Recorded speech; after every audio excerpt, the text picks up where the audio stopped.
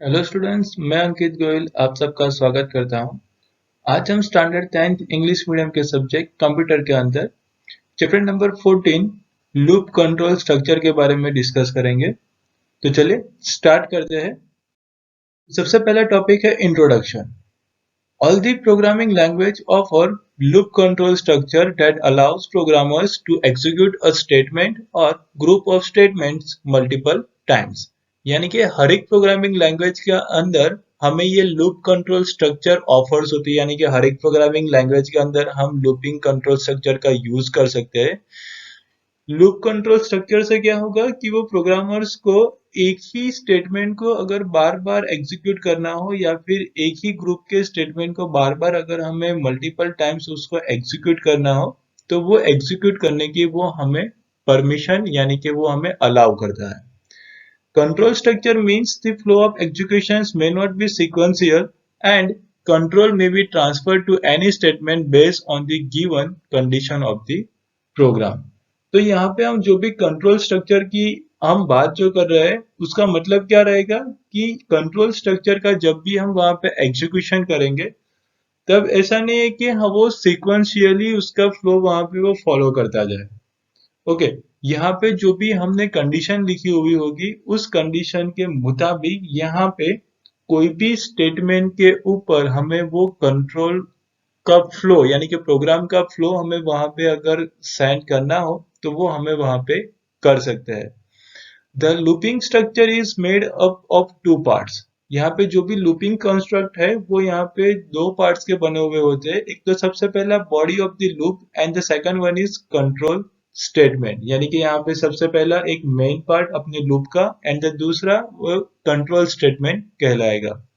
Depending on the place of a control statement in a loop, the control statement can be classified into two types। तो जो भी हम यहाँ पे हम लूप का यूज करेंगे उस लूप के अंदर हम यहाँ पे कंट्रोल स्टेटमेंट कहाँ पे रख रहे हैं उसके मुताबिक यहाँ पे कंट्रोल स्टेटमेंट को हम दो पार्ट के अंदर क्लासिफाई कर सकते हैं। सबसे पहला entry control loop and the second one is exit control loop.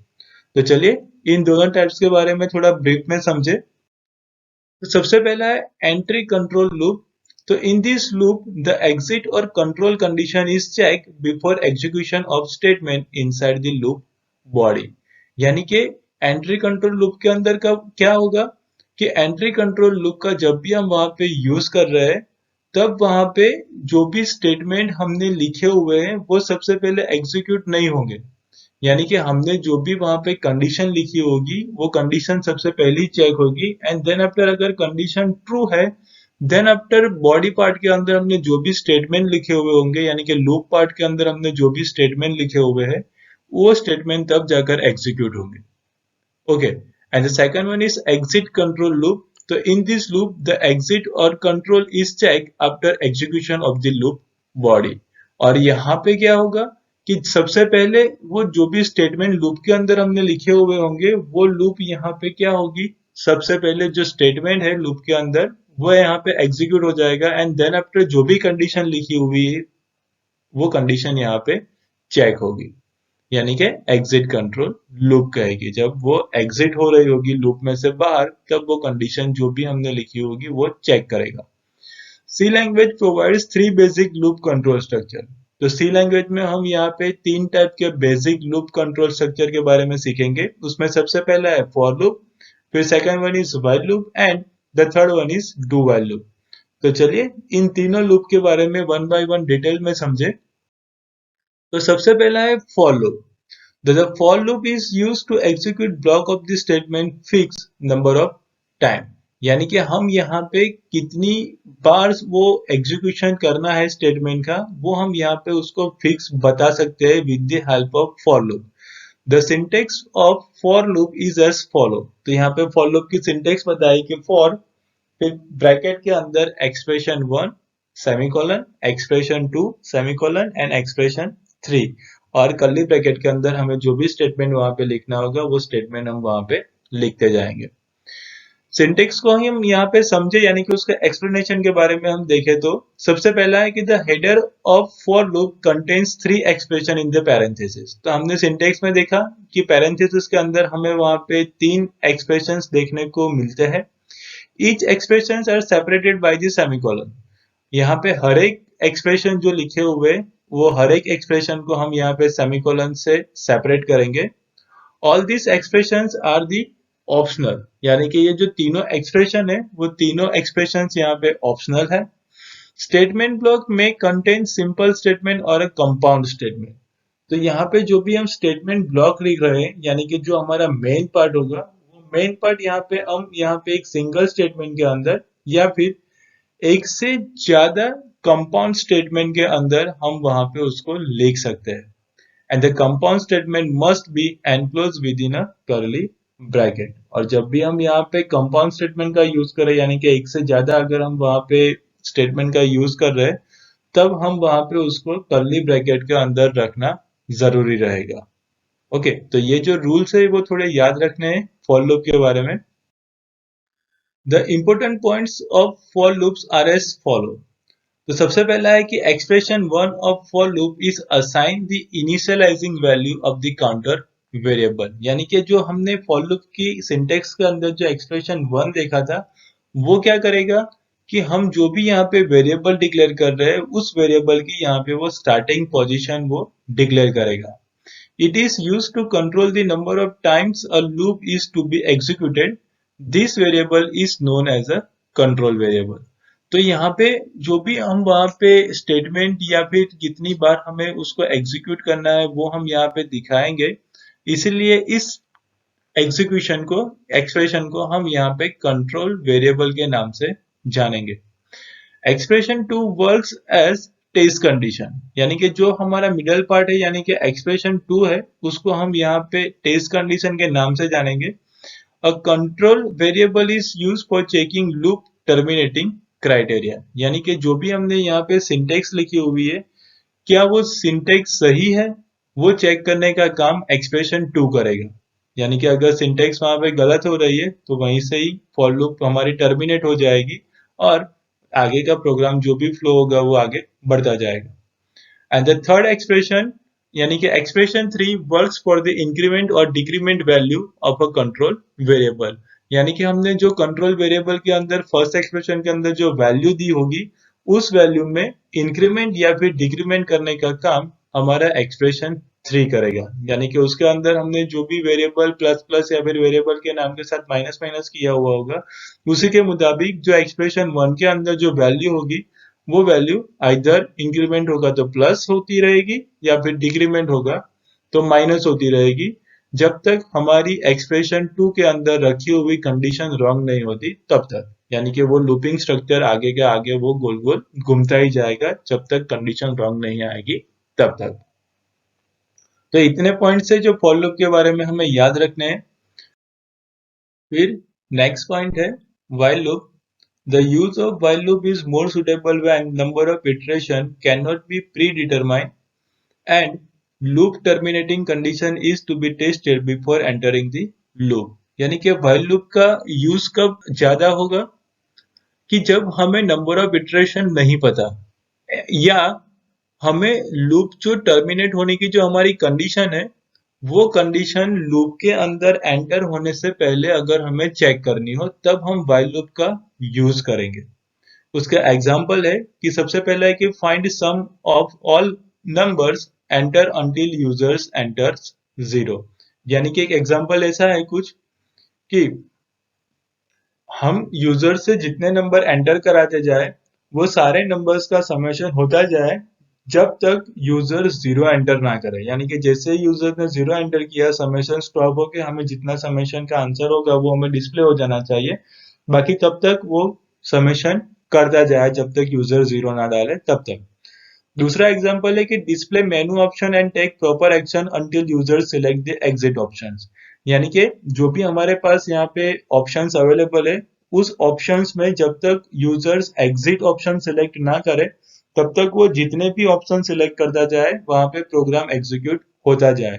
तो इन दो टाइप के एग्जांपल्स के अंदर हम यहाँ पे व्हाइल लूप का यूज कर सकते हैं, क्योंकि हमें पता नहीं यूजर्स कितनी बार वो ट्राई करता जाएगा, यानी कि नंबर ऑफ इटरेशन हमें नहीं पता। और जब तक हम यूजर जो भी एंटर कर रहा है वैल्यूज, वो सबसे पहले चेक होगी लूप के अंदर जाने से पहले। अगर वो सही जा रही है तो लूप के अंदर के स्टेटमेंट को एग्जीक्यूट करना है, अदरवाइज सीधा ही लूप वहां पे टर्मिनेट हो जाएगी अगर यूजर्स ने वहां पे गलत इंस्ट्रक्शन डाली होगी तो। The syntax of while loop is as follow. तो व्हाइल लूप की सिंटेक्स हम देखें तो व्हाइल ब्रैकेट के अंदर टेस्ट एक्सप्रेशन और कर्ली ब्रैकेट के अंदर लिखे हुए स्टेटमेंट ब्लॉक। तो ये है हमारी व्हाइल लूप की syntax. The important points of while loops are as follow. तो सबसे पहला है कि as the control condition is check before the execution of the statement inside the loop body, this loop is known as a entry control loop. तो अभी हमने जैसे देखा कि यहाँ पे जो भी स्टेटमेंट को एग्जीक्यूट करने वाले हैं उससे पहले हम यहाँ पे कंडीशन चेक करा रहे हैं, इसीलिए इस लूप को हम यहाँ पे एंट्री कंट्रोल लूप के नाम से जानेंगे। While loop gets executed till the test expression is evaluated to true. That is, the loop will stop its execution as soon as it evaluates to false. यानी कि while loop जो भी हम execute करा रहे हैं, यानी कि जो भी हम स्टेटमेंट एग्जीक्यूट करा रहे हैं वो तब तक एग्जीक्यूट करता रहेगा जब तक उसका टेस्ट एक्सप्रेशन वहां पे फॉल्स नहीं आता। यानी कि जब तक वो ट्रू होगा तब तक वो एग्जीक्यूट होता जाएगा, और अगर वो लूप हमें स्टॉप करनी है तो वो स्टॉप कब होगी कि जब भी उसका टेस्ट एक्सप्रेशन वहां पे उसको फॉल्स मिलेगा, यानी कि हमारी कंडीशन वहां पे गलत होगी, तब वो क्या करेगा, अपना लूपिंग कंट्रोल स्ट्रक्चर बंद करेगा एंड प्रोग्राम का आगे का फ्लो एग्जीक्यूट होता जाएगा। If the loop is evaluated to false in the very first instance, the body part will not be executed at all. अगर हमारा ये जो भी टेस्ट एक्सप्रेशन है वो वहां पे फॉल्स हो जाता है सबसे पहले ही, यानी कि पहले स्टेटमेंट में या फिर जब भी हम उसको एग्जीक्यूशन में ले तभी अगर वो वहां पे फॉल्स हो जाएगा तो बॉडी पार्ट के अंदर जो भी हमने स्टेटमेंट लिखे हुए वो स्टेटमेंट वहां पे एक भी बार एग्जीक्यूट नहीं होंगे। And the fourth one is statement block में कंटेन्स सिंपल स्टेटमेंट और a compound statement and the compound statement must be enclose with in a curly bracket. तो यहाँ पे लूप के अंदर आप यहाँ पे स्टेटमेंट्स लिख सकते हो या फिर कंपाउंड स्टेटमेंट भी वहां पे लिख सकते हो। कंपाउंड स्टेटमेंट को कंपलसरी आपको वहां पे कर्ली ब्रैकेट के अंदर ही लिखना पड़ेगा, वो हमने आगे फॉर लूप में भी देखा था। तो इतने पॉइंट से व्हाइल लूप के अंदर ये हमें याद रखने हैं कि जो व्हाइल लूप का यूज हम कब कर सके कि जब हमें नंबर ऑफ इटरेशंस पता ना हो तब, एंड लूप के अंदर एंटर हुए बिना लूप की एंड की कंडीशन हमें चेक करानी हो तब हम व्हाइल लूप का यूज कर सकते हैं। ओके, नेक्स्ट लूप है डू व्हाइल लूप। तो in while loop the test expression is check before executing body of the loop, whereas in a do while loop the test expression is checked after executing body part of the loop। तो यहाँ पे हमने देखा अभी आगे के while loop के अंदर हमें जो भी टेस्ट एक्सप्रेशन चेक करवाना था वो बॉडी लूप के अंदर जाने से पहले हम वहां पे उसको टेस्ट एक्सप्रेशन चेक करा रहे थे।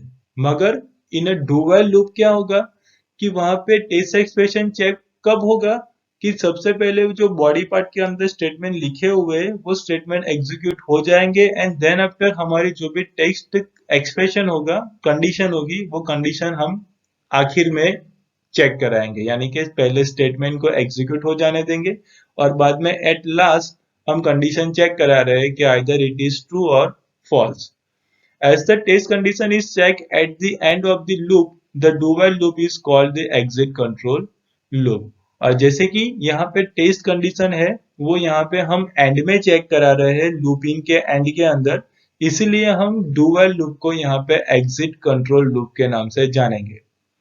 एक नोट है डू व्हाइल लूप के बारे में कि in a do while loop body of loop will be executed at least once. यानी कि डू व्हाइल लूप के अंदर हमने जो बॉडी पार्ट के अंदर जो स्टेटमेंट लिखे हुए होंगे वो हर एक कंडीशन में एक बार तो वहां पे कंपलसरी एग्जीक्यूट तो होंगे ही। यानी कि मान लो ऐसा कि अगर फर्स्ट ट्राई के अंदर ही हमारी कंडीशन रॉन्ग हो जाती है फिर भी बॉडी पार्ट में रहे हुए स्टेटमेंट वहां पे एक बार तो एग्जीक्यूट करेंगे। फिर कंडीशन चेक होगी, अगर फर्स्ट ट्राई के अंदर ही हमारा स्टेटमेंट वहां पे वो कंडीशन रॉन्ग हो जाती है तो वो स्टेटमेंट डिस्प्ले नहीं होगा, मगर वो एग्जीक्यूशन में तो एक बार तो आएगा ही। The syntax of do while loop is as follow. तो हम डू व्हाइल लूप की सिंटेक्स देखें तो सबसे पहले है डू। फिर कर्ली ब्रैकेट, जो भी हमने स्टेटमेंट ब्लॉक लिखने होंगे वो वहां पे हम लिख देंगे, एंड एट लास्ट हम व्हाइल के साथ वहां पे टेस्ट एक्सप्रेशन लिखेंगे। यानी कि सबसे पहले वहां पे स्टेटमेंट ब्लॉक एग्जीक्यूट हो जाएगा, एंड देन आफ्टर एग्जीक्यूशन हो जाने के बाद हम वहां पे लास्ट के अंदर टेस्ट एक्सप्रेशन हम चेक कर रहे हैं। The important points for do while loop are as follow. Do while loop के बारे में भी कुछ इंपॉर्टेंट पॉइंट्स है, उसके बारे में हम देखें। तो सबसे पहला है कि in do while loop the body of loop will be executed at least one. तो हमने जैसे अभी आगे देखा कि डू व्हाइल लूप के अंदर जो भी हमने स्टेटमेंट्स लिखे होंगे वो स्टेटमेंट कम से कम यहाँ पे वो एक बार तो एग्जीक्यूट होंगे ही। The test expression of do while loop ends with a semicolon। तो do while loop के अंदर हम वहां पे जो भी स्टेटमेंट लिख रहे हैं वो स्टेटमेंट हम वहां पे सेमिकोलन से वहां पे हम एंड करेंगे, यानी कि सेपरेट भी हम सेमिकोलन से कर सकते हैं। The execution of do while loop is repeated until the test expression is evaluated to the false. That is, when test expression is evaluated to false, the loop terminates। यानी कि do while loop के अंदर हम test expression का result कब तक आएगा, जब तक टेस्ट एक्सप्रेशन हमें ट्रू मिलती जाएगी तब तक वो हमें रिजल्ट देता जाएगा, यानी कि जो भी हमारा स्टेटमेंट होगा वो स्टेटमेंट रिपीट होता जाएगा। अगर वहां पे अपनी टेस्ट एक्सप्रेशन फॉल्स हो गई तब हमारा लूपिंग जो भी होगा वो वहां पे टर्मिनेट हो जाएगा और आगे हमें रिजल्ट नहीं मिलेगा, यानी कि वहीं से लूपिंग स्टॉप होके जितना हमें आंसर्स मिलता होगा उतना वो डिस्प्ले करेगा, और जैसे ही कंडीशन फॉल्स वो लूप होना वहां पे बंद हो जाएगा। Even if the test expression is evaluated to false in a very first instance, the body of loop will be executed at least once। यानी कि अगर हमारा test expression very first trial के अंदर ही वहां पे रॉन्ग हो जाता है, फिर भी उस पार्ट के अंदर रहे हुए जो स्टेटमेंट ब्लॉक होंगे वो एटलीस्ट एक बार तो वहां पे एग्जीक्यूट होंगे। यानी कि जो भी हमारा फर्स्ट ट्राई होगा उसके अंदर ही वहां पे हमें कंडीशन फॉल्स मिल गई, फिर भी लूप के अंदर रहे हुए स्टेटमेंट एक बार तो एग्जीक्यूट होंगे, फिर उसके बाद लूप का वहां पे एंड हो जाएगा। Body of loop may contain simple or compound statement and compound statements must be enclosed within a curly bracket। तो जो यहाँ पे लूप के अंदर हम स्टेटमेंट लिखेंगे वो स्टेटमेंट यहाँ पे सिंपल स्टेटमेंट या फिर कंपाउंड स्टेटमेंट हो सकते हैं, और कंपाउंड स्टेटमेंट को हम यहाँ पे कंपलसरी कर्ली ब्रैकेट के अंदर लिखेंगे। फिर नेक्स्ट पॉइंट है नेस्टेड लूप। तो नेस्टेड लूप किसे कहेंगे, तो the use of loop control structure within another is known as nesting of the loop. यानी कि एक लूप के अंदर हम दूसरी लूप वहां पे यूज करेंगे, उसको हम यहाँ पे नेस्टेड लूप के नाम से जानेंगे। एग्जाम्पल बताया है कि इन फॉर लूप वाइल और do while loop can be use, यानी कि आप यहाँ पे फॉर लूप के अंदर वाइल या फिर डू वाइल लूप यूज कर सकते हो, वैसा यहाँ पे नेस्टेड लूप का मीनिंग रहेगा, यानी कि एक लूप के अंदर दूसरी लूप। फॉर एग्जाम्पल हम देखें कि to display all prime numbers between 1 to 100, the outer loop for the numbers can be written using for loop, and within this loop while loop can be used to determine whether number is prime or not। तो अगर हम यहाँ पे एक example समझे कि अगर हमें 1 to 100 के बीच में अगर हमें वहां पे प्राइम नंबर्स प्रिंट कराने हैं, तो सबसे पहले जो बाहर वाली लूप होगी, यानी कि जो फर्स्ट हमारी जो लूप होगी वो यहाँ पे रहेगी फॉर लूप, और फॉर लूप के अंदर हम एक और लूप लिखेंगे, यानी कि हमारी व्हाइल लूप आएगी जो वो चेक करेगी कि जो ये नंबर आ रहा है वो नंबर प्राइम है या नहीं है। ओके, तो जो हमारी फॉर लूप है वो 1 to 100 नंबर सिक्वेंसली देखती जाएगी, यानी कि वो प्रिंट करने का काम, वो लाने का काम हमारी फॉर लूप करेगी। मगर जो भी नंबर आ रहा है वो नंबर प्राइम है या नहीं है वो चेक करने का काम कौन करेगा, व्हाइल लूप करेगा। और व्हाइल लूप हमें एंड में आंसर लाके देगा, यानी कि फॉर लूप सीक्वेंसली हमें 1 2 3 4 5 6 7 8 9 10 करके नंबर 100 तक वो प्रिंट करती जाएगी, मगर उसमें से प्राइम नंबर कौन कौन से है वो चेक करने का काम कौन करेगा, तो हमने जो व्हाइल लूप लिखी हुई है वो व्हाइल लूप यहाँ पे वो काम करेगी। फिर नेक्स्ट पॉइंट है statement for skipping a part of loop. तो चलिए देखिए उसके बारे में कि अगर किसी भी लूप के पार्ट को हमें स्किप कराना हो तो वो स्टेटमेंट को हम कैसे स्किप करा सके। तो C language provides two statement to skip iteration of the loop और टू स्टॉप द लूप। तो यहाँ पे सी लैंग्वेज के अंदर कोई भी स्टेटमेंट को हमें स्किप कराना हो या फिर वो इटरेशन को स्टॉप कराना हो तो उसके लिए हम यहाँ पे दो स्टेटमेंट का यूज कर सकते हैं। सबसे पहला है break statement and the second one is continue statement. तो सबसे पहला है ब्रेक स्टेटमेंट। तो this statement is used to terminate loop instantly without even execution of other statement of the loop. यानी कि लूप के अंदर दूसरे जो भी स्टेटमेंट है वो स्टेटमेंट को एग्जीक्यूट किए बिना लूप को अगर इंस्टेंटली स्टॉप करना हो तो हम यहाँ पे ब्रेक स्टेटमेंट का यूज कर सकते हैं। यानी कि अगर लूप के अंदर मान लो 5 स्टेटमेंट लिखे हैं मगर 2 एग्जीक्यूशन में आए, फिर बाद में तुरंत हमें ब्रेक कर देना है और बाकी के 3 को हमें एग्जीक्यूशन में नहीं लेना, तब जाकर हम ब्रेक स्टेटमेंट का यूज कर सकते हैं इन अ लूप के अंदर कहीं भी। When the break statement is encountered inside the loop is immediately terminated and program control moves to the next statement following the loop। तो हम जब भी यहाँ पे ब्रेक स्टेटमेंट का एग्जीक्यूट होगा हमारी लूप के अंदर, तब जो भी हमारी लूप होगी वो लूप इमीडिएटली वहां पे टर्मिनेट हो जाएगी और हमारा प्रोग्राम का एग्जीक्यूशन लूप स्टेटमेंट के बाहर यानी कि लूप के बाहर जो भी स्टेटमेंट होगा वहां पे सीधा फ्लो आगे कंटिन्यू होता जाएगा। In case of nested loop, the break statement will stop the executions of currently executing loop and start the execution of next statement after the block of the code।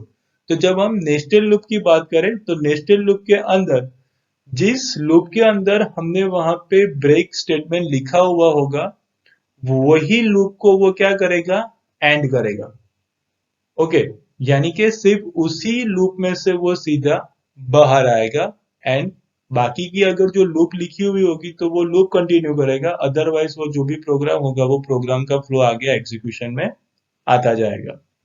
यहाँ पे not है वो याद रखना है कि the break statement is also use to terminate a case in the switch statement.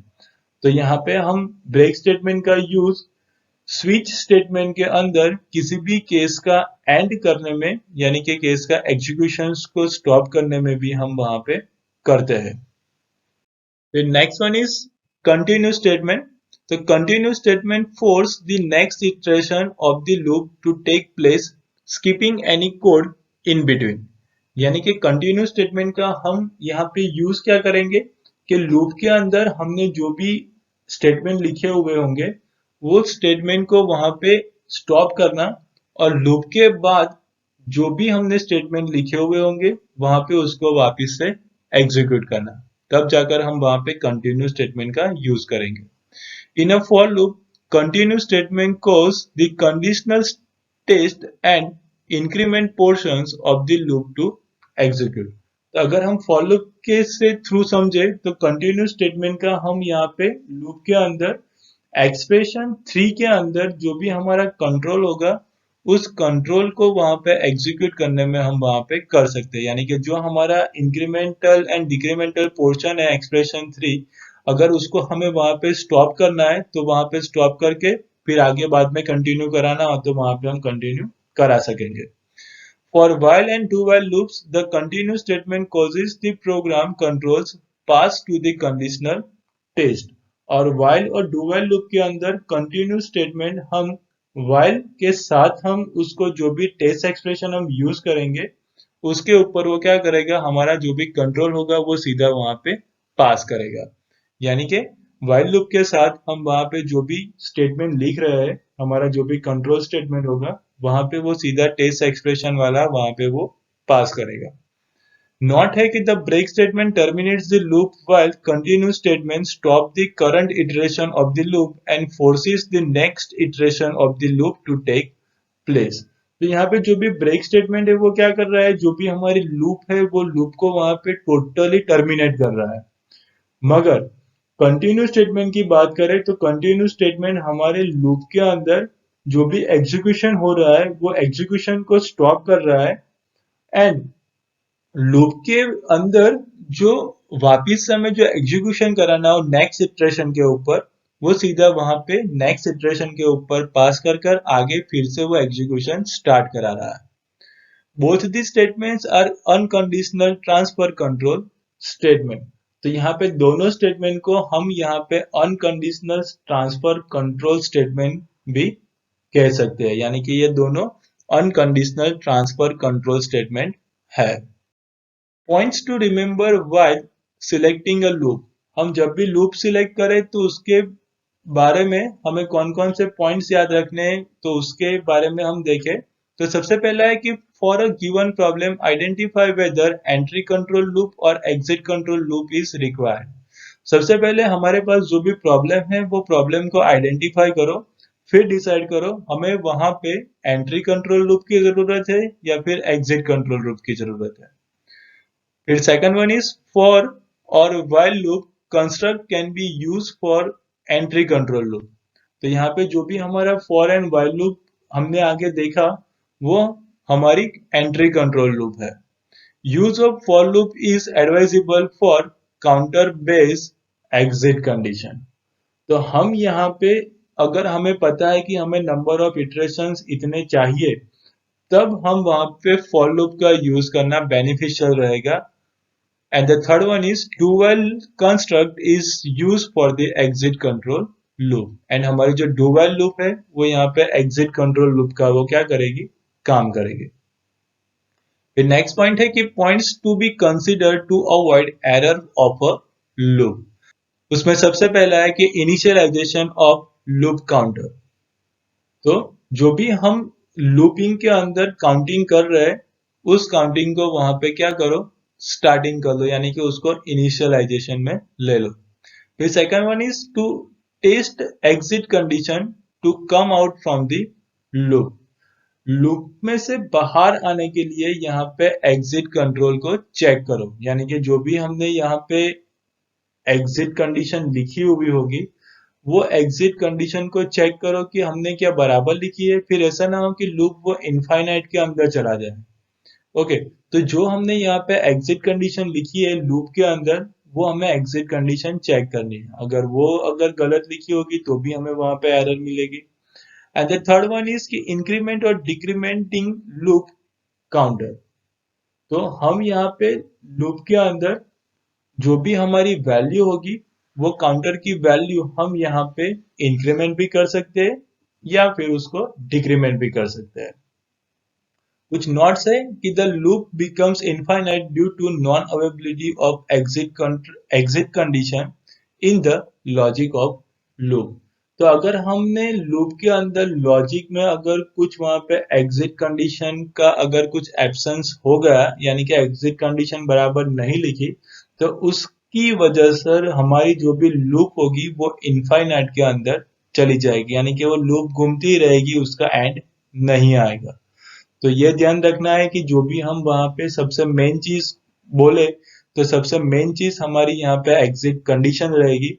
अगर वो सही लिखी हुई है तो there is a less chances कि आपकी लूप के अंदर कोई एरर आए। फिर सेकंड पॉइंट इज कुछ इनिशियलाइजेशन आपको कर देना है, आपका जो भी वेरिएबल होगा उस वेरिएबल को इनिशियलाइज कर दो। And the third one is जो भी वेरिएबल के मुताबिक उसको इंक्रीमेंट या डिक्रीमेंट कराना हो उस वैल्यू को एज अ काउंटर इंक्रीमेंट या डिक्रीमेंट आप यहाँ पे करा सकते हो। तो आई होप कि आपको लूपिंग के बारे में आपको जो भी कुछ समझाया गया वो आपको वहां पे समझ में आ गया होगा। तो नेक्स्ट चैप्टर के साथ हम जल्दी वापस मिलेंगे, तब तक good bye, take care and thank you all.